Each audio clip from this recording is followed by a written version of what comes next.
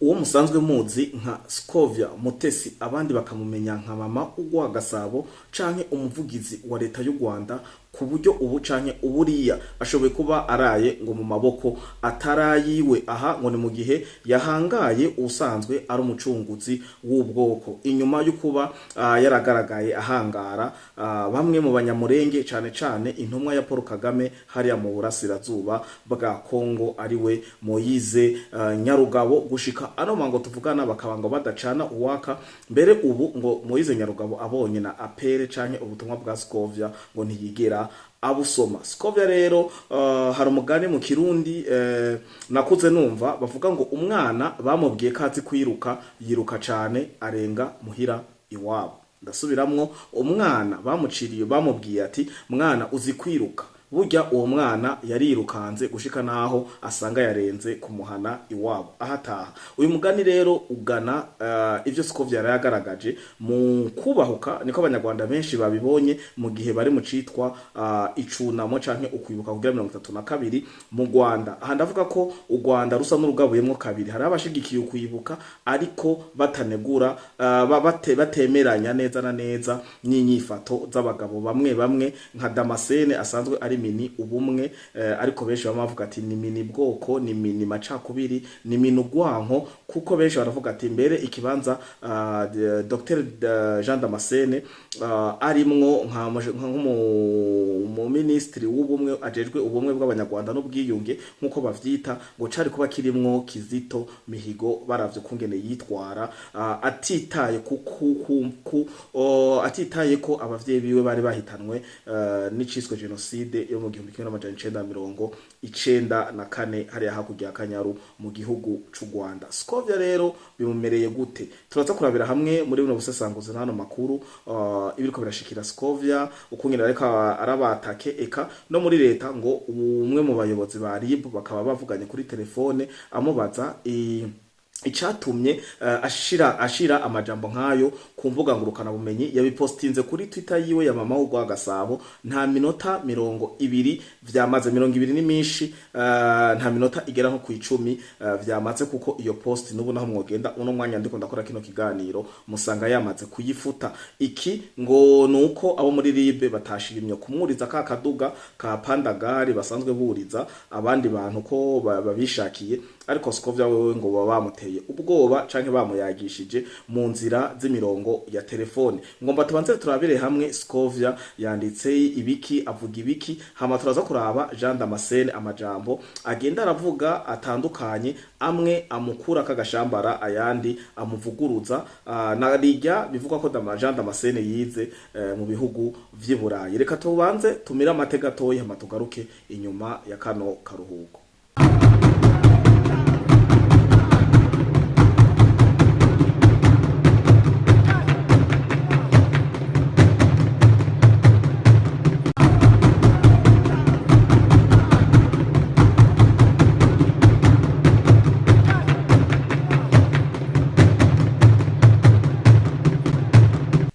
Nongeye kubaramutsa bakunzi ba Free Podcast TV umumwe wese aho aherereye, ndizera ko muguwe neza mu miryango yanyu. Ni kwa kundi ni amagara, ubumwe, amafaranga n'iterambere mu miryango yacu. Ndabakengurukira mwe mudahengeshanya kurikirana ibiganiro vya Free Podcast TV muri mu gihugu c'u Burundi, mu karere ka EAC, muri Afrika, Asia, Amerika, Oceania, eka ibihugu vy'i Burayi n'isi yose muri rusangi tutavyibagiye. Ndabaha ikaze rero muri ano makuru n'ibiganiro n'ubusesanguzi bwo kuri no munsi, aho turabira hamwe icuka kidasanzwe eka n'amakuru mpuzamahanga akanya ni kadukundira. Turahera kuri uno mugani canke duhere kuri ano majambo adasanzwe yashikirijwe n'umwe mu banyarwanda kazi basanzwe bakurikirana hamwe ibiba mu gihugu c'u Rwanda, aho yashikirije amajambo avuga kuno nase kumuvuga izina ku mvo z'amatohoza canke ku mvo zo kumukingira, ariko n'umunyarwanda kazi yanditse avuga ati ibinyoma bitangiye kugaruka kuko byari byarafashe ascenseur, none ukuri kwafashe escalier, gutanguye kugerayo. Yashatse kuvuga ati kenshi iri kurapropaja amajambo y'ibinyoma arafata umuvuduko udasanzwe mu gukwiragira, ariko ukuri kuza gufutanganya vya binyoma kukaza buke buke. Nico gituma yakoresheje no mugano ukunda ko uri mu gifaransa mbere no mu congereza urahari, ngo ukuri gufata ascenseur bisigura kuranyaruka ni lift, ascenseur ni lift, hanyuma ikinyoma gifata lift ariyo ascenseur, hama ukuri kugaca mu nzira y'ama escalier, arico gituma ngo guteba mu nzira ariko kurateba kugateba kugashika. Scovia rero amajambo agiye kumukorako nimba bitarangiye yihanye canke bamubabariye, bikabandanya bamukurikiranwa ko nimumenye ko Scovia ariko arakurikiranwa ku majambo akurikira. Aya majambo shize hano niyo ariko arakurikirana Scovia Mutesi yabajije ku rubuga rwa mama wo Gasabo ibi bikurikira. Hane mu gihe ndabibutsa mu Rwanda turi mu gihe cyo kwibuka Damascene nawe mukamuzi kari emini bumwe, kandi akaba amajambo yo akoresha ubwoko gusa, nta kindi avuga ni Tutsi Hutu, Tutsi, Hutu.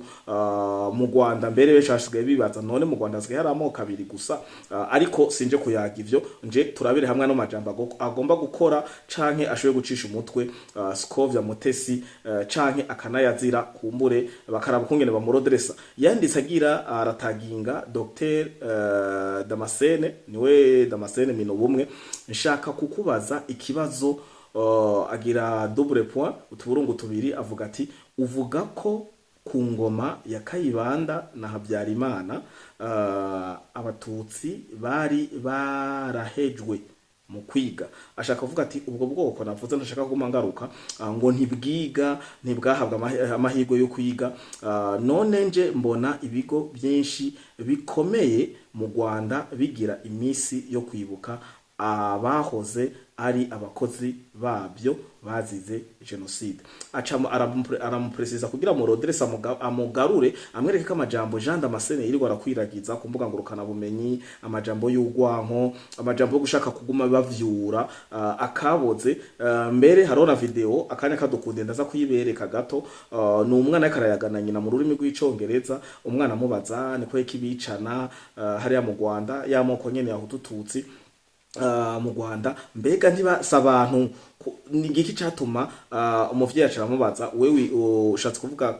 Bon, turayigaruka ko akanya kadukundiye, reka mbanze mbandanye na bino hama hano Scovia urumvuze kungene yabandanye ndamubaza none ko mbona mu bigo bitenda bitandukanye hano mu gihugu cyacu cy'u Rwanda bagenda baribuka abapfuye muri ivyo bigo bazize ubwoko bwabo nkuko bivugwa, abahoze ari abakozi babyo bazize genocide yakorewe abatutsi. Ese bo bageze muri ubwo buyobozi gute batarize?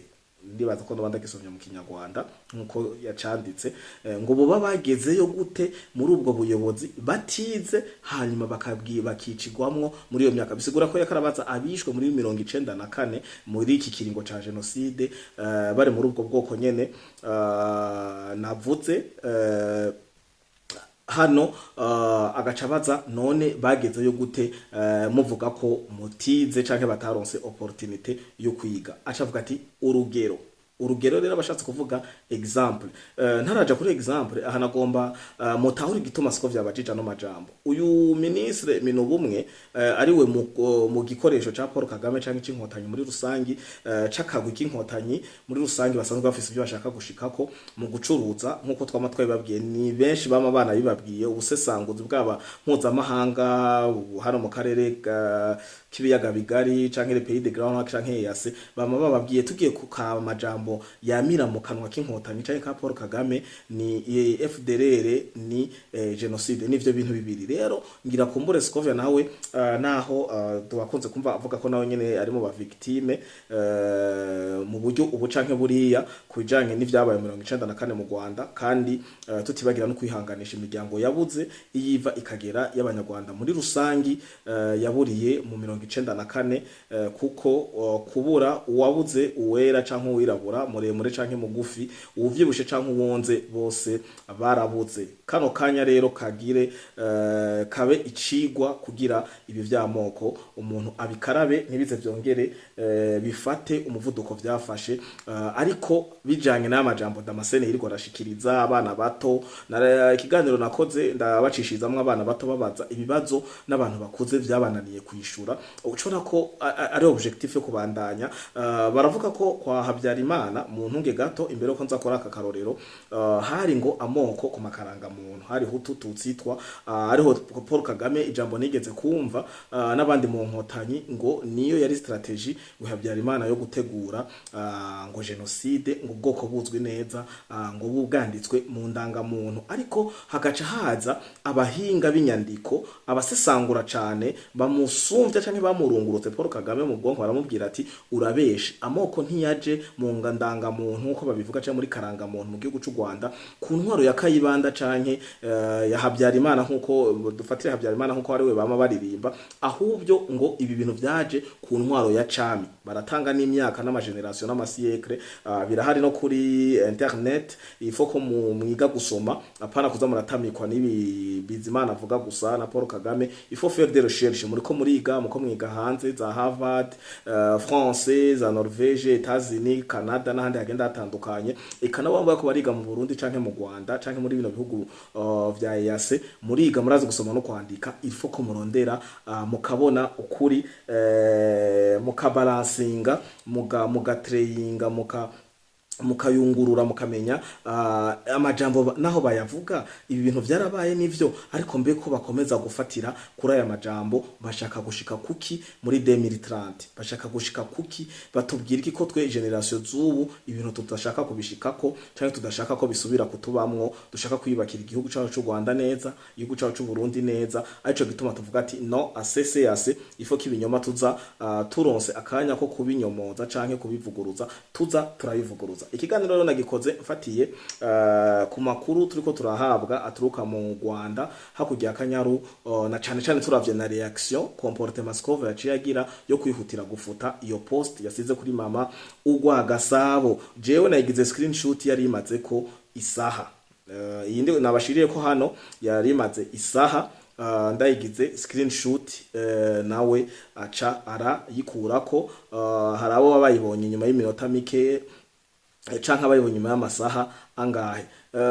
Nako ndababwira rero ko bino bifatira ku majambo, siko vyabibajije ifatiye ku majambo ministre w'ubumwe no butwererane, niko bavuga hajya ubumwe n'mbane n'ubutwererane ari we Bizimana Damascene. Aguma ashira imbere amoko, avuga ntibize, avuga mabwa kumbure kubwiwe ku ruhande rwiwe n'amabi bo barakorewe. Hama kuri gwa rugero canke za example za Skovya yabajije ati murambona abibuka abahitanwe na genocide 1994 bo mu bwoko bw'abatutsi mu buzi bugenda butandukanye. Aca aravuga mu kazi ka mbere ngo ministeri y'uburezi y'u Rwanda, ministère de l'éducation.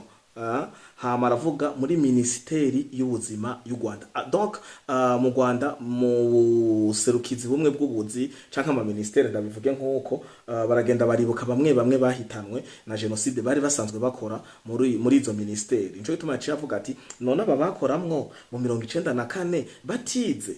Nico kibazo cazanye induru, ndaza kubasigurira mwihangane mugumane na jewe ndababwira igituma Skovya yabajijwe n'igituma Skovya tewe ubwoba n'igituma ano majambo ariko arazana polemique mu Rwanda. Bikunze turaza gufata nakanya dusome commentaire kuko Skovya birashoye kumukomerana kumvo zuko kino kibazo conyene yabajije Jean Damascene camaze gushirwa muri kategori yo gufovya genocide. Donc mubajije ibibazo nk'ibi egare ko wamubaramaje canke wahakanye ivyo yavuze, mu gihe nawe arico gikoresho cyo kugira abandanye yakseratinga ubutumwa yahawe na miso yahawe n'inkotanyi muri rusange. Ikibazo ca kabiri yabajije ministeri y'ubuzima y'u Rwanda, aho naho nyene bibuka abatari bize.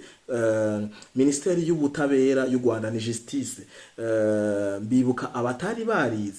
Université nationale du Rwanda ngo mbe bibuka abatari barize, akabaza Centre Hospitalier Universitaire de Butare, mbe bibuka abatari barize Centre Hospitalier de Kigali, bibuka abatari barize ibitaro bya Kibuye, eske bibuka abatarize, arashirako Banque Nationale du Rwanda, eske aba bakora muri Banque Nationale bapfuye muri 94 mu bwoko bw'abatutsi ntibari barize, arashirako Banque Commerciale du Rwanda, aravuga ababone bari barize, arangiza ashirako Radio Rwanda, yarangiza ashirako Radio Rwanda, ntibari barize, hama arashirako Notebye, hari n'ibindi bigo ntavuze haruguru. Ese wowe wize kuyihe guverinema tubwire? Akarero niko kabaye kabi cyane. Yaciye amubaza Damascene nyene, wowe uvuga ivyo ko wize ushika naho mu 1988 wari mu bihugu vya Burayi kubandanya za kaminuza, wari wize secondaire na primaire hehe wewe ubwawe?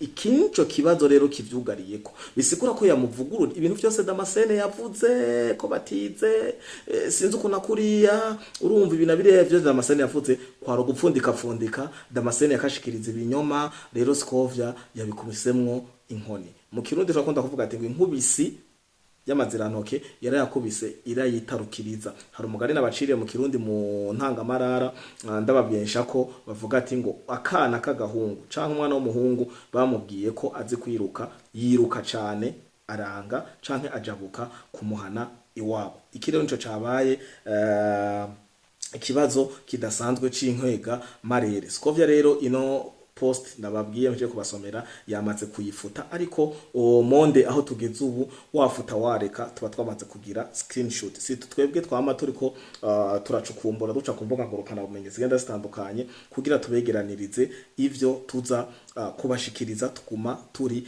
magabo. Ibinyoma sivyo gusa. Jean Damascene nimba mwarumvise kino kiganiro mu buryo bwa audio canke video, Jean Damascene aravuga ko mu 1988 gushika mu bihumbi yari yavuye mu Rwanda agaruka mu 2004 ngo inyuma y'imyaka 24 umuntu yize kaminuza karikiri mentale nkiyi udashoboye guharura 1988 gushika muri 2004 imyaka ibihaciye, hambwa cuza ngo uriko urahanura abantu we ngo ukunganisha abantu karikiri mentale 3+3 ntazi nico bingana. Ugiye kubaza cyangwa ugiye gukarikira ugafata 2004 mu 98 nta myaka myinshi uhatora, wasanga hari imyaka 16 itarenga. Nago mafashe Damascene gutahura ko kuva mu 1988 gushika muri 2004 ataha mu Rwanda haraheze imyaka 16, apana 2024 wariko urashikiriza abanyarwanda. Ibinyoma vya Damascene ni byinshi, umuntu ashoboye kuvyegeranya agakora seri canke season y'ibinyoma vya Damascene, kandi tukavyegeraniriza muri Bafukure, tukabandanya dufukura ibinyoma vyabo nkuko biri 5/5. Uko rero niko bimeze. Scovia rero akaba ashobora kwagirizwa gufobya genocide kumva zuko yaje kuzimanganya ivyemezo canke yaje kuvuguruza ubusanzwe ahagarariye ico gikorwa cyo kwemeza, cyo kwagiriza, cyo gucira imanza, aho yo hagarariye igikorwa cy'ubushikiranganje yahawe cyo kunga ubumwe abanyarwanda, akavuga ati bangwe nimugire ukuntu nimwumvikane ukuri no kurekuriranira n'ibindi byinshi bigenda bitandukanye, aho kuza ngo hewe ngo urabona ngo uyu rero ngo nuku ubu bwoko kumbure buce kure nibwo bwatumaza 1994 kumbure ukuntu niko ubwo subumwe uko no gutandukanya abanyarwanda. Ibi rero nivyo tutipfuza nka generation, nama nabivuze ntavyo dukeneye mu Burundi, ntavyo dukeneye mu Rwanda. Ivyo bintu byanyu by'ubusaza n'imvi ku mutwe mutumva n'isoni mwigisha abana bato ibintu by'amoko ntavyo dukeneye. Nimba nakoze kino kiganiro sinaje gucira urubanza ubwoko ubu canke uburiya canke kuza gusupportinga ubwoko ubu canke buriya, ni juste kugaragaza ko hakeneye ukuri. Nimba mushaka ko ukuri kumenyekana kubijanye nibi vya 1994 ni mu kwezi kwa kane, ni muhere ku tariki imwe y'ukwezi kwa kane kubandanya ukuri kuraho nyene, kuva itariki imwe y'ukwezi kwezi kwa kane ukuri kurahonye ntimurigwe ngo muraja ngo kure ngo mu myaka ngo n'ibindi ngo yategwe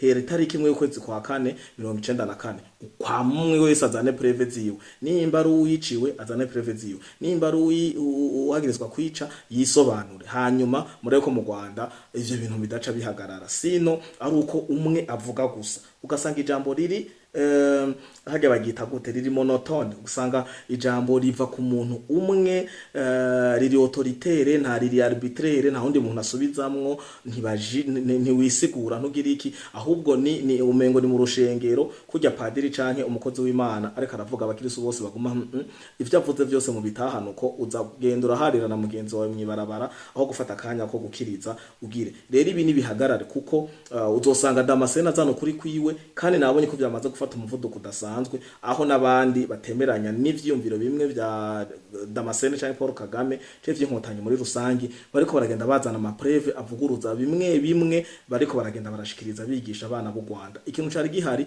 nicari kwibuka ni bon ariko wibuka udateranya abana udateranya ama generation ibazo ugiye kwibuka ufise abana batoyi gwashitangura kubabwira murabona ukunuku niyataha muhira atangwa kukubaza muri mwibarabara umuhutu nuwuhe umutwa nuyuhe ibi nibire ego urashobora kuvuga ati ngo kumenyesha amateka abana ariko rabo babwire ibintu bingana n'imyaka yabo ibindi baze bavyironderera sino kuvyigisha ku ishuri kuvyigisha mu buce bugenda butandukanye mbaka muri kindergarten biteye isoni rero bino novuga ati nimba mushaka ko bino bihugu vyo mu karere ku seruko habaho amahoro d'abord ni habe solidarité tube abanyafrika tuba abarundi n'abanyarwanda dutandukane n'ibi bintu vya hutu tutsitwa kuko ibi bamwe yashoye kubigira business abandi bikabazanira ingaruka niko nama nababwiye les generations z'ubu ibintu vyo dushaka kubona Burundi buteye imbere dushaka kubona u Rwanda ruteye imbere dushaka kubona karere dushaka kubona Afrika